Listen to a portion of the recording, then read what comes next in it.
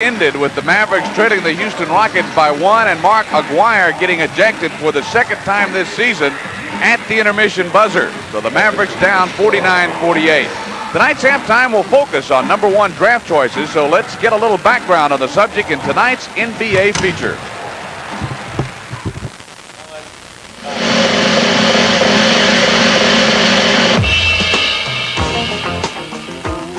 Ralph Sampson and Hakeem Olajuwon side by side in Houston by virtue of a coin flip.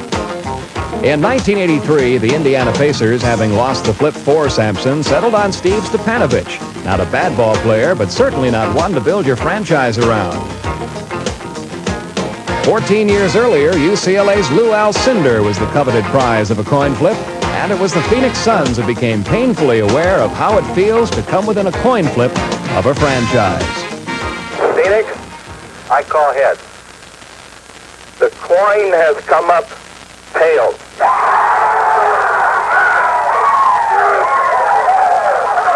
Alcindor was on his way to Milwaukee, where he led the Bucks to an NBA title in his second season, while the Suns had to settle on Neil Walk, who led them to more seasons of mediocrity. Only a few years earlier, the Bucks would never have had a shot at Alcindor, as the NBA maintained a territorial draft, whereby a team could draft a player from its own region of the country in lieu of its first-round pick. For example, Bill Bradley's territorial rights belonged to the New York Knicks after attending Princeton University in nearby Princeton, New Jersey. Oscar Robertson didn't have far to travel after graduating the University of Cincinnati, beginning his pro career with the Cincinnati Royals. And the Los Angeles Lakers were more than happy to pluck Gail Goodrich off the campus of UCLA. In 1966, the NBA adopted its current draft structure. Teams draft in inverse order of the previous season standings, with the last place team in each conference flipping a coin to determine which would go first. The New York Knicks won the toss and put an end to the territorial draft forever by snatching Michigan All-American Cazzie Russell away from Detroit, forcing the Pistons to look elsewhere. I was selected by Detroit and wasn't even wanted by Detroit, to be very honest with you. I got there on the flip of a coin. They wanted Cazzie Russell, and Cazzie wound up coming to New York, and probably that's the best thing that happened for me. But not all number 1 picks have taken the league by storm. Portland made LaRue Martin, not exactly a household name, the number 1 pick in the country in 1972, over such notables as Julius Erving, Bob McAdoo, and George McGinnis. Painfully aware that Martin was not the answer to their void at center, Portland once again saw their fate rest on a coin flip. It's tails. Tails. Portland has... Bill Walton was now a trailblazer, and he would eventually lead them to an NBA title.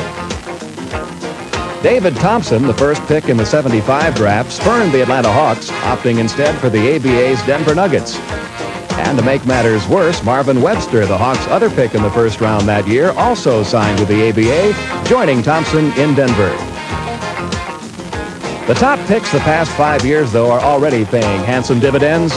Magic Johnson, Mark Aguirre, James Worthy, and Ralph Sampson are already some of the brightest stars around.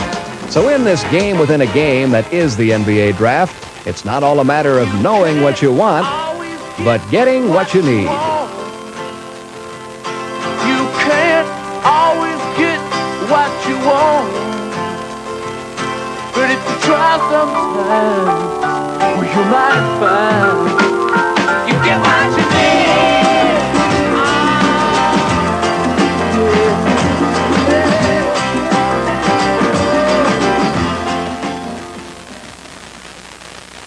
In 1870, Henry Sherwin and Edward Williams had one ambition, to paint the town. So they invented a very good paint and gave it a Sherwin-Williams guarantee to protect a Carpenter Gothic, to resist fading on a Southern Colonial, to weather the elements on a Cape Cod, to stay washable, scrubbable, and beautiful in any room.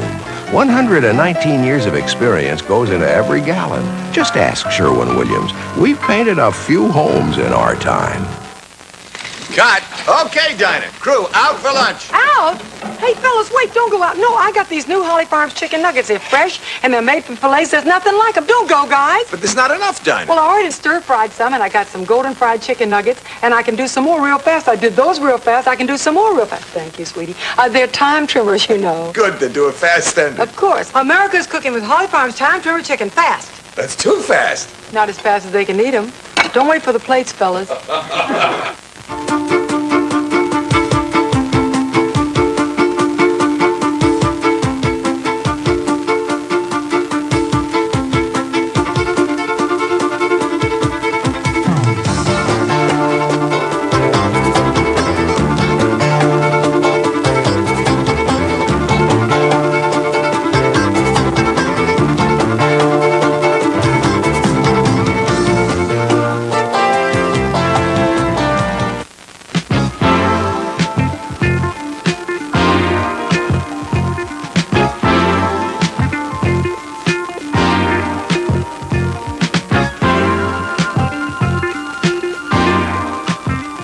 In a highly competitive world, it's nice to know there's still places for a man to go and prove himself.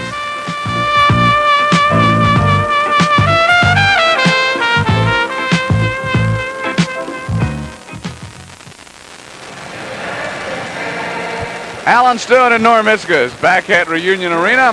Mavericks trail the Houston Rockets by 1 at the intermission, and we're focusing our halftime on #1 draft picks, and thought we would sort of evaluate the class of '85 here at the intermission. And Mr. Hitzges, you can have the honors. Well, what we did was we divided the class of '85, that is the people who were drafted and are rookies this year, into 4 groups: stars, solid picks, iffy picks, and undetermined.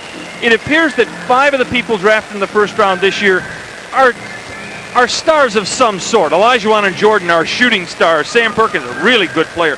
Otis Thorpe in Kansas City is a dynamite young player. And Barkley really has played an important role for Philadelphia. Solid other players in the draft. Bowie Cage Willis has really come on. Robertson has really helped San Antonio, especially of late. Fleming and Stansberry, the 2 Indiana guards. McCormick's an excellent player. And this young kid, John Stockton, can really play.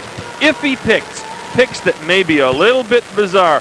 Turpin really hasn't panned out. He's the 3rd string center now, Alan? For Cleveland. Lancaster Gordon's been a bricklayer for 5 months. Jay Humphreys has had some good games and some bad games. Maybe he should be a solid player. Then other nights he doesn't look like it. Jeff Turner's been pressed into action in New York, New Jersey, and really hasn't shown much. Undetermined, mostly because these players haven't gotten any playing time. The 2 kids at the bottom might be the sleepers here. Campbell's a nice player in Detroit, and Leon Wood's an excellent prospect. Okay, let's look at Dick Motta's all-rookie team, which will be published in the Dallas Morning News on Tuesday. And not too much argument there. He puts Perkins and Bowie at the forwards, Olajuwon in the middle. Jordan, and a bit surprising, but he really likes John Stockton, the Utah guard, and he puts him just ahead of Alvin Robertson, who he'd slide in there as maybe a 6th man on an all-rookie team. Mavericks trail it by 1 at the intermission, and we'll return to visit with assistant coach for the Dallas Mavericks, Bob Weiss, right after this.